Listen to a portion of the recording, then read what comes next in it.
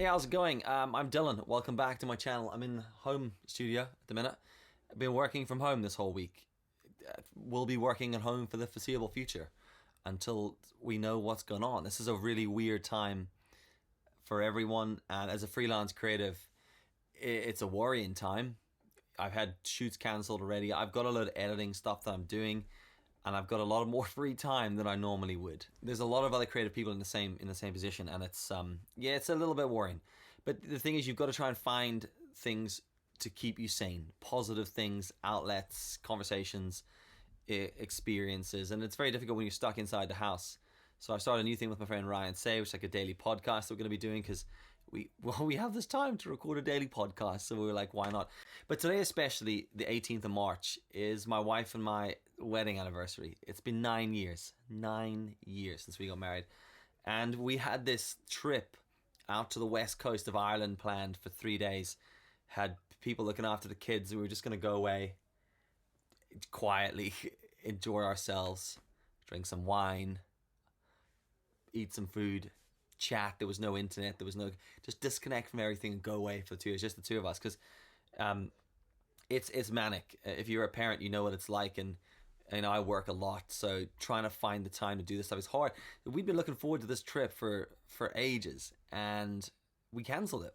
We had no option but to cancel it because we don't know what's going on with the school situation. So we have kids to look after, and it wasn't even an issue. It was just like, look, that just needs cancelled. Airbnb are legends because they're just offering out free cancellations and refunds to everyone. And I guess it's when companies like that just get shit done, and they're just like, you know what, a decision needs made, do it.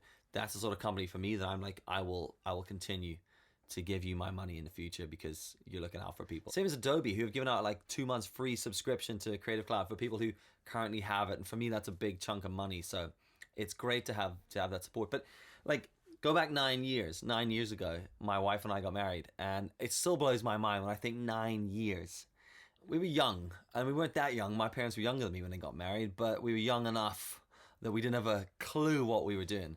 And there we were, like, deciding, we had a pretty unorthodox wedding. We didn't really do things the way people did them. We didn't really like the way things were done. We got married in Bangor Town Hall, down the street from us. It's a non-religious wedding because we're not religious people. We had a handful of our closest friends and family there, and we sent like a wider invite to everyone going, look, we're getting married at the town hall at this time. If you want to pop down, say hello, get a photo of anything afterwards, come down and do that. And it was great. Stress-free. There's no bullshit. There was no palaver made about it. And then what we did is we took the money that you would spend on a big event, and we hired out this place in Ballycastle called Lime Park Cottages. Now, at the time, they weren't a wedding venue, all right, admittedly. And they said to us, is this a wedding? And we were like, nah, it's not a wedding.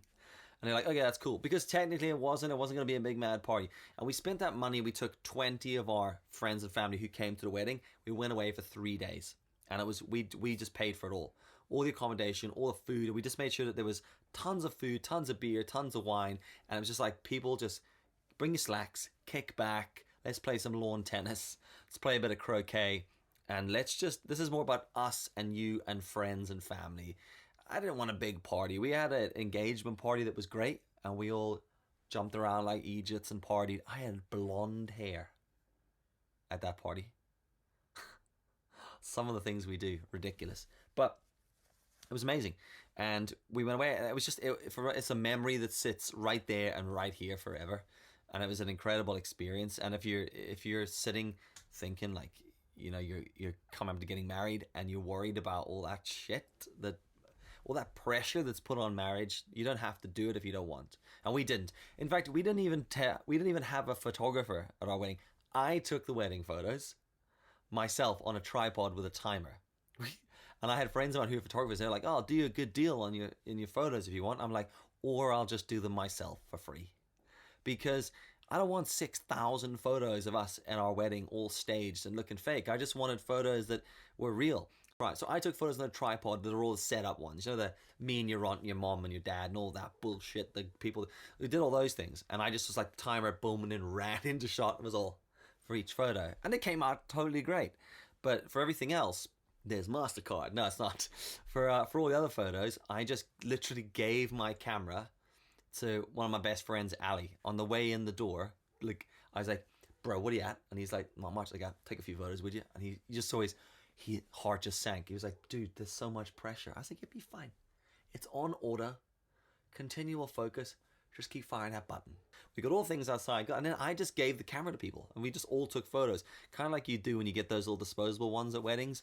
But like, it was just my camera. Everyone took photos, and the photos are real and raw, and I love them all. So the night before the wedding, Pamela was having like a mini hen do thing. All right, her and her mom and her sister and a couple of friends went out for a few drinks, and I was driving, so I went and picked them up and brought them back, and I was dropping them off at her house, and she was fucking around in the back seat, and I was like, yo, sit down, bro, sit down. She was unbuckling, and I was like, it's dangerous, buckle up, that's dangerous. And then we were coming down her road. So Pamela used to, her mom lived in this, was like this hill, and then it like took a left turn, and we're coming down this hill, and I said to Pamela, would you just sit back? And she was like, yeah, I'll be fine, don't tell me what to do. I was like, get the fucking... And then as I turned, this is like something from a DOE car advert. No joke, late at night, cat actually runs out in front of me. A cat, while this is happening. So I'm like, on the brakes. Just to tap the brakes, what did she do? Superman, straight through the car, face on the dash. Bang, splits her nose. Blood comes pissing out of her face. And then she starts bawling her eyes out. And then literally 10 meters later, we stop at her mom's house. And I'm like, I'm pretty calm in situations like that. So I was like, what the fuck's wrong with you? I told you not to climb over that. You freaking climbing and then look at your face. And then she's like this. And then there were tears and mascara running down her face and blood. And I was like, holy shit. And then I had to take her up to her dad. The dad opened the door expecting his daughter and his wife to walk in and be like, great night. And he opens the door and it's like she's been beat up. And he was like, what the hell happened? I was like, no, it wasn't me. You catch me in the counter. Wasn't me. Oh, you left me in the corner. Wasn't me. No, I was like, legit, nothing to do. Well, it was me, but it was mostly her because she wasn't listening. So she had to like patch this nose up and like flap the skin back over and then powder it all up. So for our wedding day and all our photos, there she is with half a nose. So, you know, that's not a great start to your wedding day, but it got worse because I was given one task on a wedding day. I mean, apart from pitching up and looking like a player, which I did, as much as you're a player, you can look in a tweed suit with a flat cap and a stick. My brother and I had these walking sticks from my grandfather who had passed away the year before, like months before actually. And we were very close to my grandfather, and we had these walking sticks that he used to use. So the two of us were just rocking them, you know, very dapper gents. We were wearing tweed. A mate of mine was wearing a blue suit. Someone was wearing grey. My friend, everyone was like, "What's the dress code?" I was like, "Whatever. Wear whatever the hell you like, whatever you want." Right? And everyone's like, "Can I wear a blue suit?" I don't care. I don't care. I don't want to stress anyone out. Where you want. Mate of mine, Garth. Everyone's got a Garth in their friends, and our Garth's like the top of the Garths. And he was like, "Could I wear shorts?" I was like, "You can wear shorts." "Could I wear a string vest?" "You can wear a string vest." "Could I wear a flowery shirt?" "You can wear whatever you want, Garth." Mistake. Shouldn't have said that. Should have given him a rule. Everyone else fine. Should have given Garth a rule. Garth turned up looking like blooming Johnny Depp from Fear and Loathing in Las Vegas. He rocked up and I was like, oh. And people messaged me going, "You shouldn't have told Garth he can wear whatever he wants. You know what he..." And I was like, I actually... And he rocked up. Fair play to him. It looked the part. I mean, it didn't look the part. We were all like a bunch of idiots. It looked like a Jolly Boys outing, but it was grand and it was funny, and that's Garth, and that's what I wanted. You want to dress like a dick and be like and look like that in every photo for the rest of our lives? Cool, because that's you, dude, and that's exactly what I want. Just a bit of honesty and reality. So we did that. So then next day, rocking up, we get down to thing. Pamela, Dylan, my bag of clothes are at the door next to yours. Will you bring them with you? Yeah, cool. She didn't know, by the way, that we had a car, that I'd organised a car. She thought I was just driving her up in the Saxo up to this place for the weekend. So she didn't realise that I'd actually bothered my ass to organise a Rolls Royce for her. Little secret. You know? You gotta have one up the sleeve. I'm glad I did, because I totally fucked the next bit up. because all I had to do was pick up 2 bags. Guess what I didn't do? Pick up 2 bags. Just picked up my own. Walked out, put my own bag in the boot of the car, and we sauntered off out the door. Me and my mate Ali rocked off, and then the wedding thing happened, and it was great. Anyway, fast forward down the line. She's hopped in the car. She's like, "Oh my god, this rolls." And I was like, "Yeah, whatever." Get up to this like venue, start taking a few photographs and some shots of her in the wedding dress up against the door, some shots of us and dicking about. It was Red Nose Day or something like that, and everyone had a red nose on. And go into the room. I get my bag fired into our room. She goes, "Where's my bag?"